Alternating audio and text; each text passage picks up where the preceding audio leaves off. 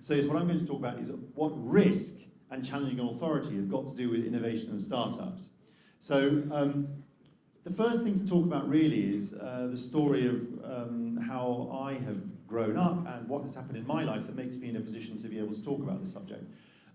So my perspective really begins from thinking a little bit about how I grew up. So first of all, my parents are from Denmark and England, but they met each other at the Golden Temple of Amritsar in India, which is the center of the Sikh religion.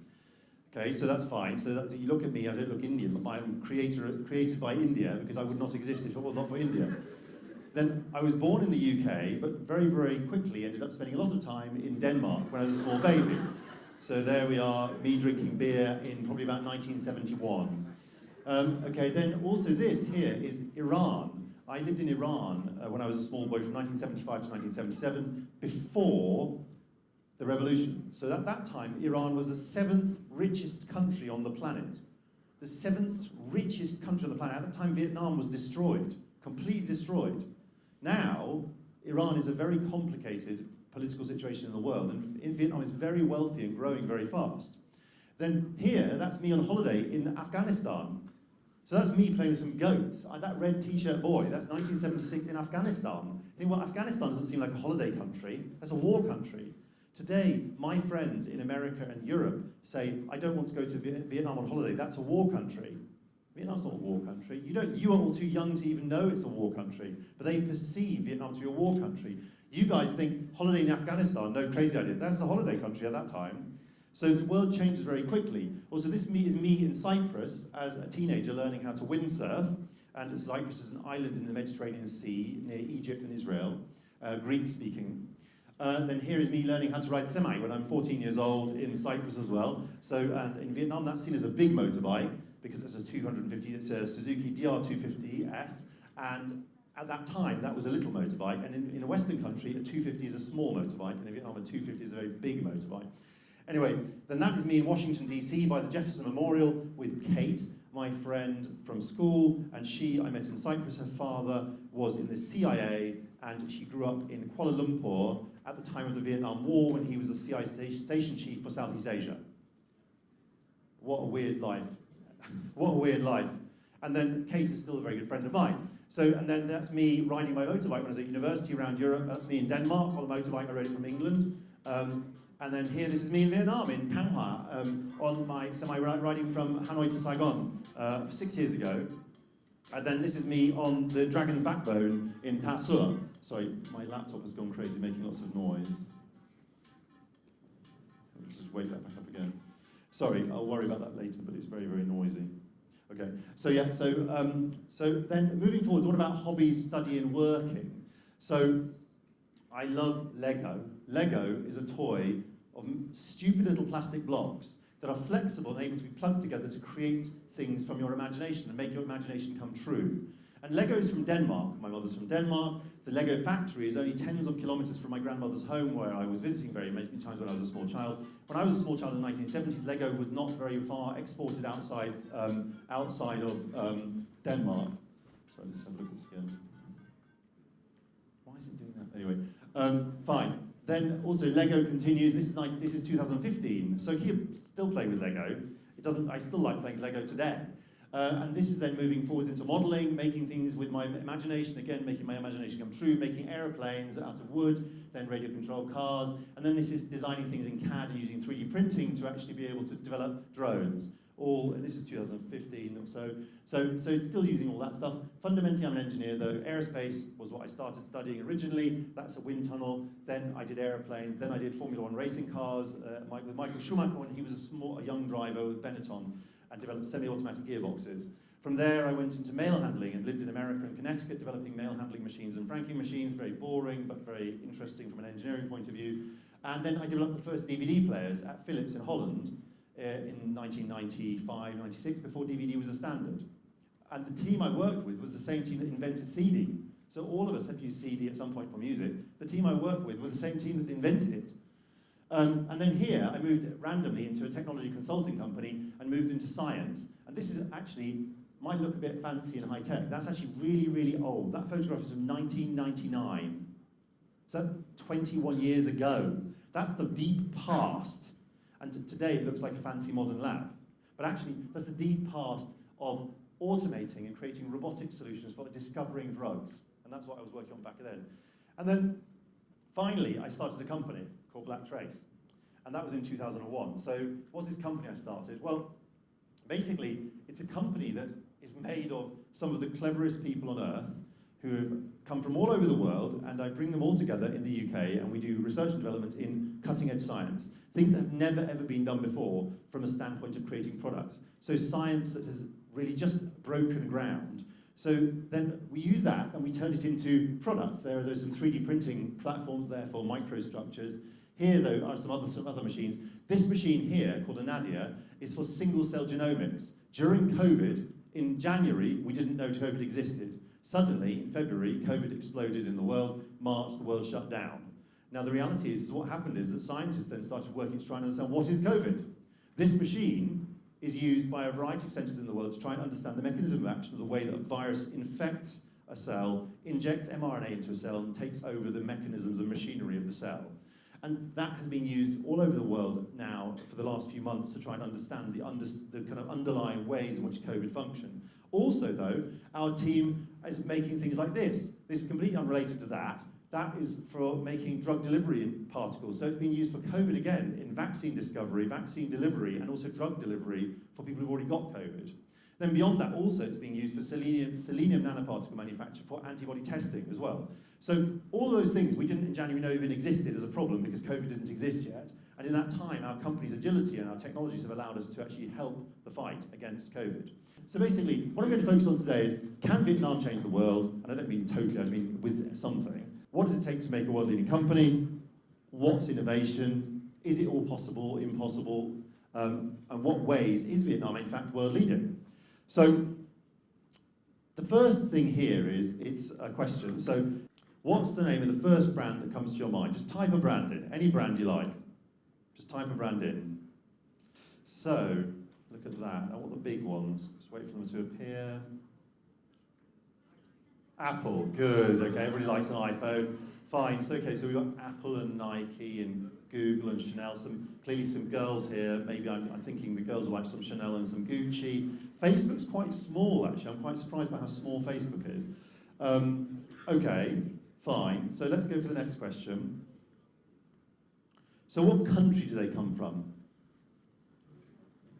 All right, I'll go to 120 again. There we go, right. Oh, the big red one's probably America, I'm guessing. Can't see the answer yet, but I bet the big red one's America. Oh, America, US, and USA. So all the top one's America. There we go, look at that. So that's really, we've even got the US and United States there as well. So there are a lot of brands there that are American. Fine, okay, well, Gucci and Chanel are not American, though. So let's just go here, fine, okay. So if you look at world-leading brands, basically, Germany, actually nobody mentioned very many German brands here, but the reality is that German brands are very old, and they're very, very risk-averse. It's a very risk-averse country by nature. They like safety, stability, strength. BMW, Volkswagen, Audi, Siemens, Adidas. Nobody mentioned Adidas, or at least I didn't notice it. So at least these are very important German companies. Italy, fashion, sex, Ferrari, Prada, Gucci, all about what things look like. And it's also, they're old companies, but they're not risk-averse in the same way. France, L'Oreal, Yves Saint Laurent, Louis Vuitton, Dior, so it's all sort of fashion and makeup and things like that. Very old companies, also old companies, old companies, old companies. Japan, Sony, Toyota, Honda, Canon, old companies. UK, HSBC, Rolls-Royce, Shell, Ernst & Young. Also, the Premier League, football. In Vietnam, lots of people like football. That's all basically British brands. But they're all old, all old. What about America? America's different. America, these brands here, mostly, they're actually quite new. Apple's, well, you guys probably think Apple's old because basically it happened before you were born, mostly. But the reality is Apple's actually quite a new company. And also, Facebook and Google, I mean, Facebook and Google are only what? Like Google, I think I used Google for the first time in about 1999, so that's 21 years old. Facebook I used for the first time in about 2006, so it's 14 years old. These are young companies. They're multi-billion-dollar young companies. So the thing about it is that's different is, America is very different in what it does and how it does it. And it's because it does things with risk. And also, it sets ambition very, very high. So in California, if you ask a group of young people, what do you want to do? I'm going to be a CEO of a startup. It's like, oh, really? Okay, but not everybody can do that. Yeah, I'm going to do that. So the expectations are very high. 70% of the world's venture capital is in America. About 70% of that is in California, and 80% of that is in the Bay Area. 35% of all the venture capital money of the world is in one city of 6 million people. That's fewer people than Hanoi have got 35% of all the money of the world for risk. Venture capital means risk money. So anyway, this is another question now. So which Vietnamese brand is well known around the world? And I don't mean that there's a brand that's gone a bit outside Vietnam. I mean, which brand is really well known outside Vietnam? Okay, let's go for 110 this time. See what's coming next. I mean, I don't actually know I don't know what the answer is going to be here.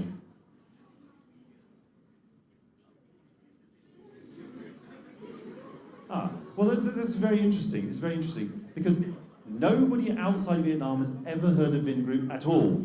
It's totally, totally unknown. Nobody has heard of Vingroup. So in Vietnam, it's the biggest company in Vietnam, and in Vietnam, it's impossible to imagine you haven't heard of Vingroup. But outside Vietnam, it doesn't exist. It doesn't exist. So the reality is, you said of Vingroup, it's not famous at all. Nobody knows it exists. Chung Yuen Coffee, nobody's ever heard of it outside Vietnam. These are not famous companies outside Vietnam. They, in fact, don't exist outside Vietnam. There's a little bit to which they might have tentatively exported a tiny amount. Con Cafe has tried opening a few shops in a couple of other countries. But overall, it's not the same. Actually, Vietnam Airlines does fly around the world, so you might find Vietnam Airlines is more likely to be seen by other people. So, but the thing about it is, unless you've traveled around the world, you don't understand the level to which Vietnam is totally invisible. Nobody knows it exists. If I speak to people who've been in America or in England or in Germany or in Japan about Vietnam, they only say one thing: Vietnam is a war country. That's it. They don't know anything else about Vietnam at all. So the reality is that this is not true. It's not true. Vietnam is so much more than that.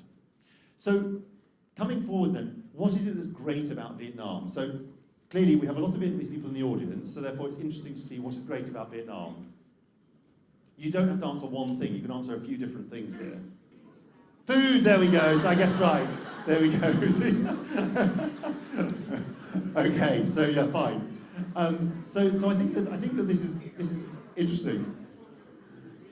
So let's see what I can see in Vietnam. So I see in Vietnam, because I don't look at Vietnam as a Vietnamese person, I see Vietnam from a foreigner's point of view. But a foreigner who's seen the world. I really, really, really have seen the world. Not many foreigners have seen the world as much as I have, and I really have seen the world. And the reality is I see Vietnam in this way.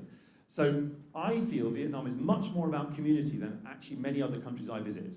It's very, very community oriented. It's really, people's lives are improving very fast. When I first came here 10 years ago, only 10 years ago, life has changed quite a lot in that 10 years. In England, nothing changed. In America, nothing changed. Here, changed a lot. Actually, still today, even with the inflation levels that have been, compared to the world, it's still a really quite cost-effective place to live. And the standard of living you get for that money is very, very good. Also, this is one thing that is really quite shocking, actually, is the level of respect for family in Vietnam is amazing. It's really amazing, it's wonderful. The level to which you will all listen to your parents about what to do is amazing. My children, I think, when they weren't paying attention to me at all. So I find that really amazing. Also, in Vietnam, a lot of people know how to make things with their hands. If you look on the street, go down the street in Vietnam, many people are making stuff. You can be making food, as you point out, but they might be making things with welding metal or cutting steel or doing something else on the pavement, which actually is about making things with your hands. And in developed countries, most people don't know how to do anything anymore. Just to get from one side of the city to the other side of the city is very, very challenging. It doesn't seem like that if you're Vietnamese because you don't know any other way, it's just normal. But if you sit in traffic in England or America, it's very boring. You just sit there and you wait your turn and then you get there. And it's like really simple. There's no swimming like a fish. Here you have to swim, everybody's swimming like a fish in the river, fighting against the current. And you have to find the creative hole to get into to get through the traffic. And if you sit and wait your turn, what happens in Vietnam? But most of you don't remember that because it's your parents or your grandparents' generation. But it's an amazing future. It's a wonderful country. It's a beautiful country. And it's a very hard-working country. But the reality is that this is not the way Vietnam is seen in the world. It's a war country. That's not true. It's not a war country. It's these things. And you guys have put these other things here as well. And I'm not quite as food-centered because I'm vegetarian, so that means that a lot of Vietnamese have lots of meat in it. But anyway, let's move forward. So the next question is, okay, so come back to this now. So this is a question. Just a week into a new job, you're in a meeting with the CEO of the company, and he says something you know is wrong. What are you going to do? The red one says, say nothing and feel fine about it. The blue one says, say nothing but feel a bit frustrated. The yellow one says, wait until after the meeting and speak to your colleagues about it. Or the green one says, tell the CEO they're wrong in the meeting.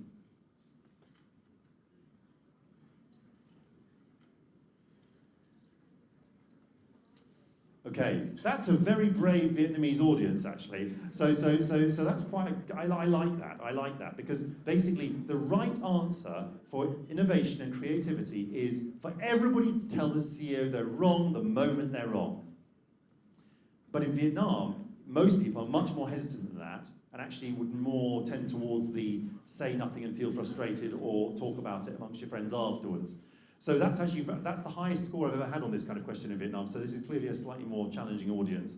Yeah, all right. So for an innovation company to succeed, the answer should be challenge the CEO. So the thing about it that's interesting in Vietnam, I think the other thing is that all of you behave differently when you speak in English compared to when you speak in Vietnamese. Because when you speak in Vietnamese, you have hierarchy deeply ingrained in your DNA. You can't speak to somebody in Vietnamese without saying where they are in a hierarchical position to you. You can't do it. So therefore, there are many people I know, when they speak to me in English, they're quite happy to say I'm wrong. When they speak to their mother or father, I can see they're kind of, yeah, okay, that's fine, yes, daddy or mummy. I just go down a bit because I'm in a different hierarchical position. So the reality is you actually have a problem, or a challenge at least, because you have to learn how to fight against that to be able to challenge authority. So the thing about it really just is this thing to do with English making people feel more free to actually speak more openly and more directly. So basically what's needed to innovate is to have the best ideas. The best ideas don't come from the old people. The best ideas come from the person with the best idea. And the only way for the best ideas to come is to fight.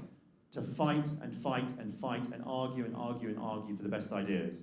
Otherwise they don't come. And you need to have totally no respect for hierarchy at all. I mean, of course, if somebody my age says something is true and you say that they're wrong and you've got no foundation for it at all, that might not necessarily always be the right thing to do. You have to have some logic to justify it, not just say you're wrong. But at the same time, it's definitely important to fight and argue.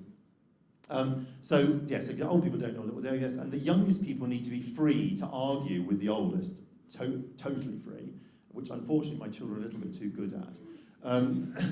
So anyway, so the next question here, okay, so this is another question which is interesting. So if you've got a 2-year-old Honda Vision and it breaks down, in a Vietnamese context makes sense. So, okay, the red answer is try to fix it quickly by yourself there and then with some tape that's in your bag.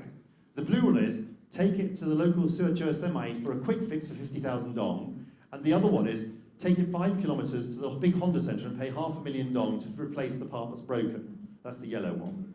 So basically, fix it with some tape, red, take it to a local guy, 50,000, quick fix, or Honda dealer, fix it properly, $500,000 dong, spare part, yellow. There we go, yes. Save a bit of money, don't do it properly, don't change the part, get it done by the local man there on the street, because it's cheaper. So therefore, basically what it says is, to make world-leading brands and world-leading companies, you need to focus on quality ahead of everything else.